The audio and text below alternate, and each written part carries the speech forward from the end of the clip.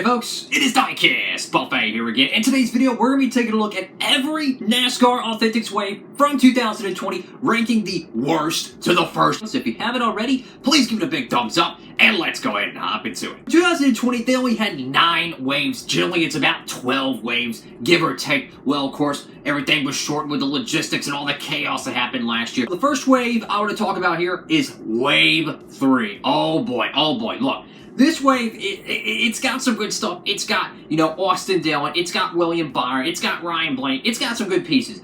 But one thing I cannot stand is the championship vehicles in this wave. You have the Tyler Reddick car and you have the Matt Crafton truck. But instead of it just being the raced version from Homestead or what, it was Homestead that year, they had it in 2019. They put the goofy logos on it, the championship logo on it. It looks really, really bad in my opinion. So this wave, to me, loses a lot of its luster because both of those cars, they're just, I don't know. I don't like those paint schemes. So to me, 2 wasted spots in the wave. PPG Brad Keselowski, but to me, this is the worst wave of 2020. Wave number 2 isn't much better. Let's be honest. You have, oh God, we have only, what, 3 2020 cars. 3 2020 cars here. What is it? Kyle Busch, Interstate Batteries. You have the Hunt Brothers Pizza Ford, and then you have Joe Logano's AAA Ford. Not to mention, you have, of course, the Dale Jr. download car, which, in my opinion, never should have been in the Authentics wave. They can easily do a promo box Gold Series and been fine with that. The fact that they took an entire Authentics wave spot for this freaking diecast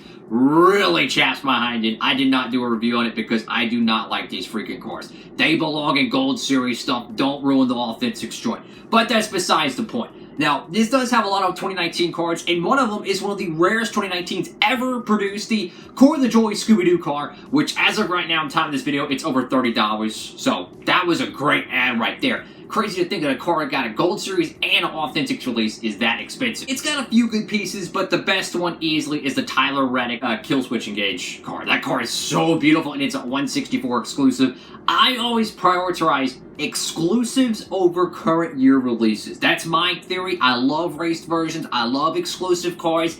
In my honest opinion, NASCAR Authentics Wave should have a minimum of 5 exclusive diecasts. That's my honest opinion. The next one here is Wave 4. Now, things are starting to get good. We're starting to get some good paint schemes, right? Good paint scheme. Chase Elliott, Mountain Dew Zero Sugar. Going to be one of the most rarest cars from 2020 for the Chase Elliott collector. Of course, you have the Dale Jr. Hellman's car.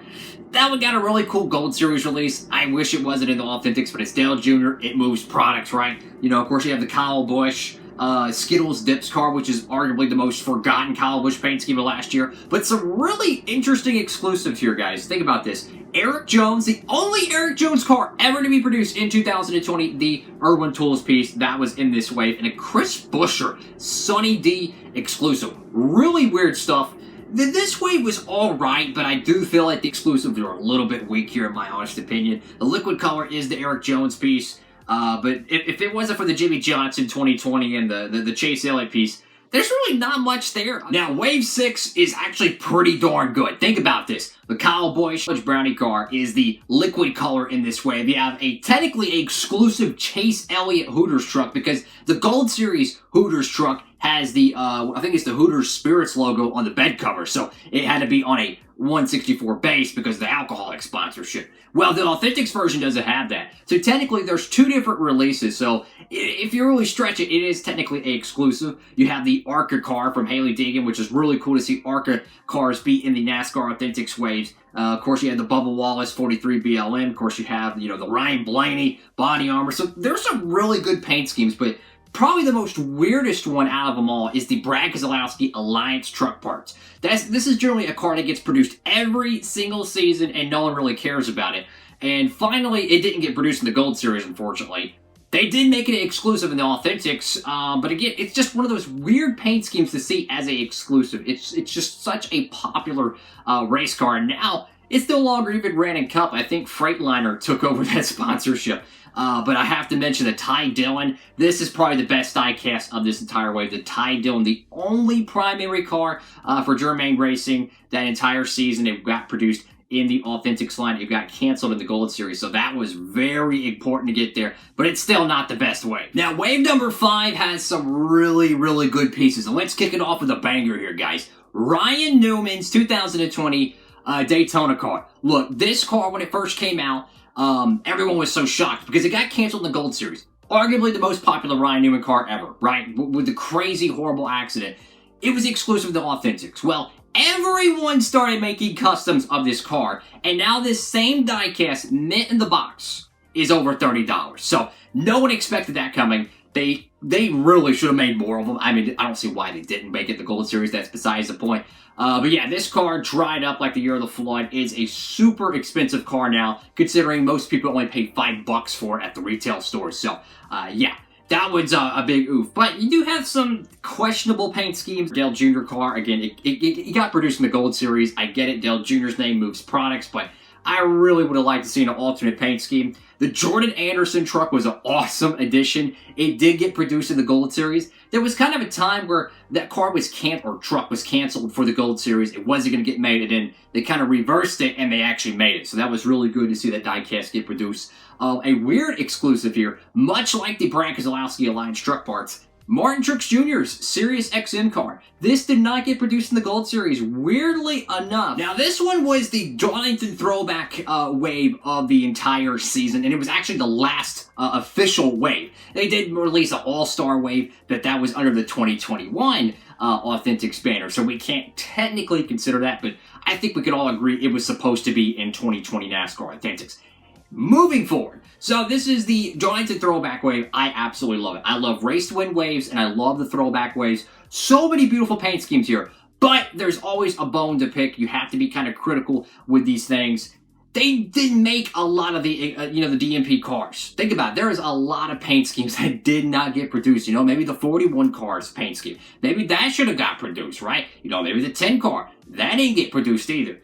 They do have a couple exclusives in this wave, though, that I'm really excited to see get made. Obviously, the Daniel Hemrick Darlington throwback from the 8 car from the Xfinity Series, that was a really good addition. And, of course, the Bubba Wallace DoorDash paint scheme, not a throwback, so it's kind of just thrown in there. It is the liquid color, which looks awesome. But, the Michael Annett, the Kyle Busch, the Ryan Blaney, these are all paint schemes you could have gotten in the Gold Series. So truth be told, you had the 43 car and the 8 car. This was a missed opportunity to just really get some exclusive Authentics paint schemes in there. Kind of disappointed about that, but the card backs on these pieces, man, whoa, they are freaking awesome. Now it's time for the top 3 waves of 2020 NASCAR Authentics. Of course, if you didn't know, if you want to get free shipping on anything NASCAR diecast related, that'd be hats, t-shirts, diecast, you freaking name it, make sure you use the promo code down below in the description. Diecastbuffet, all one word, no space in between. Any orders $20 or more at Circle B Diecast and Play B Sales. You'll get free shipping. It helps out the channel, so make sure to go get your championship car. That thing literally just came out, guys. If you have not gotten your Chase Elliott 2020 championship gear, get it while you can, folks. It is not going to last.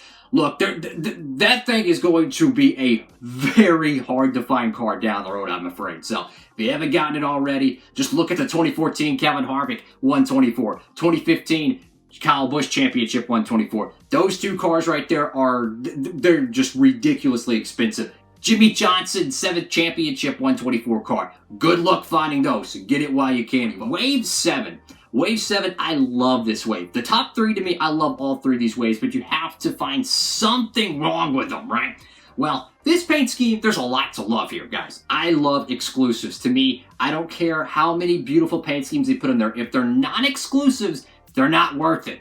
It's much cheaper just to get these things in the Gold Series. Who wants to go hunt around every retail store spending all kinds of gas money looking for these things, but you could just get them in the Gold Series shipped directly to you. That's what I do. So, you have the Clint Bowyer, Ford Built Tough or whatever. This paint scheme was, no one expected this thing to get produced for one. It is arguably the best looking Clint Bowyer car of 2020. It's got like a mountain range, 3-dimensional background, so it is absolutely beautiful. Huge recommend on that car if you can pick it up. It is exclusive. Fast Pro Shops car. Love this freaking paint scheme, man. This was another exclusive car right here, guys. Of course, you have the Ryan Blaney Dex Imaging car. That's an exclusive diecast right there. And this one is really cool. Matt Kenseth's 2020 McDonald's car. This was the only Matt Kenseth diecast produced the entire year. They even threw in a liquid color one. They probably already had it ready to go with Kyle Larson. They probably signed all the liquid colors well before then, but of course Kenseth taking over the ride there. but this one is only available in the Authentics line. Crazy, right? That the only Matt Kenseth diecast, the only 42 Matt Kenseth car is only available in the Authentics card back. So it might not be worth much right now, but down the road, you're going to wish you had this car. The final Matt Kenseth diecast probably ever, guys. I mean, beautiful, beautiful car here. Of course, you have the Kyle Busch Snickers paint scheme there. Beautiful, beautiful car right there. Tyler Reddick. This one, this is one of the, what I like to call an anchor, right? This is what sinks this wave from being #1. This Tyler Reddick paint scheme, guys. This wave was released, what, like November, December? I mean, I know everything was kind of crazy with the logistics, but this diecast was available, guys, available way back in May and June of 2020. Meaning this car was 5 months after its initial release finally got put in the Authentics line. To me, this is a peg warmer. I just don't understand why they do this. No one wants that car by then.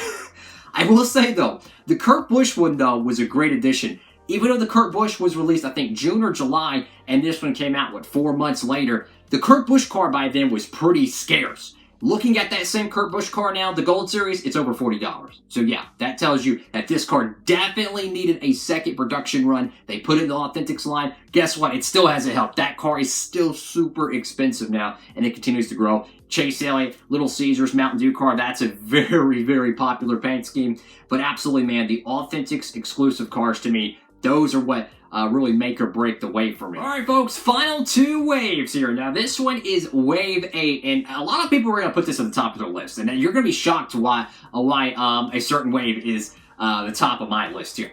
So, Wave 8 here is just loaded with exclusive diecasts. Johnny Sauter, Matt Crafton, 2 clean, non-raced version trucks. Beautiful, beautiful pieces. The first Johnny Sauter diecast probably made in 10, 13 years, right?